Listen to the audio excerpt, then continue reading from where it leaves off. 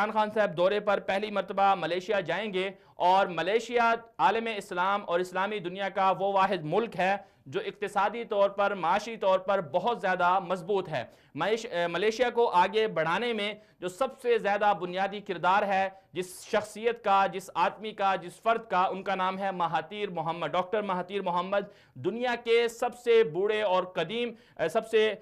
زیادہ عمر والے اور بوڑھے جو ہیں وہ سربراہ ہیں۔ 94 سال ڈاکٹر مہاتیر محمد کی عمر ہے اور انہوں نے ملیشیا کے اوپر کئی سال تک حکمرانی کی ہے اور ملیشیا کو اقتصادی اعتبار سے دنیا کا مضبوط ملک بنانے میں ڈاکٹر مہاتیر محمد کا بڑا کردار رہا ہے۔ مہاتیر محمد 94 سال ان کی عمر ہے اور انہوں نے آج سے کافی عرصے تک سیاست سے دور ہو گئے، چونکہ ان کی عمر زیادہ تھی، انہوں نے سیاست سے ریٹائرمنٹ کا اعلان کر دیا، لیکن پھر ان کو بعد میں دوبارہ سیاست میں واپس آنا پڑا۔ اس کی وجہ یہ تھی کہ جو اقتصادی ترقی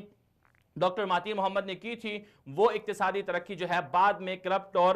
خائن لوگوں نے اس ترقی کے سامنے جو ہے بہت سارے ایسی چیزیں کر دیں جس کی وجہ سے وہ ماضی کی جو ترقی تھی، جو کامیابیاں تھیں، وہ ساری کی ساری ضائع ہوتی نظر آئیں۔ یہی وجہ ہے کہ مہاتیر محمد ابھی 2-3 ماہ ہوئے ہیں ان کو ملیشیا کا عہدہ سنبھالتے ہوئے، تو آتے ہی انہوں نے جو ایسے منصوبے تھے، بالخصوص چائنا کے ساتھ جو تجارتی تعلقات تھے، ان میں انہوں نے ان منصوبوں کو دوبارہ سے انہوں نے ریویو کیا، ان پر نظر ثانی کی، جو ایسی چیزیں تھیں جہاں پر سکم تھا، جہاں پر کمیاں تھیں، ان کو دور کیا۔ اب یہ ایک اچھی پیش رفت ہے کہ پاکستان کے وزیر اعظم عمران خان، جو پاکستان کو معاشی اعتبار سے آگے لے کے جانا چاہتے ہیں، اقتصادی طور پر پاکستان کو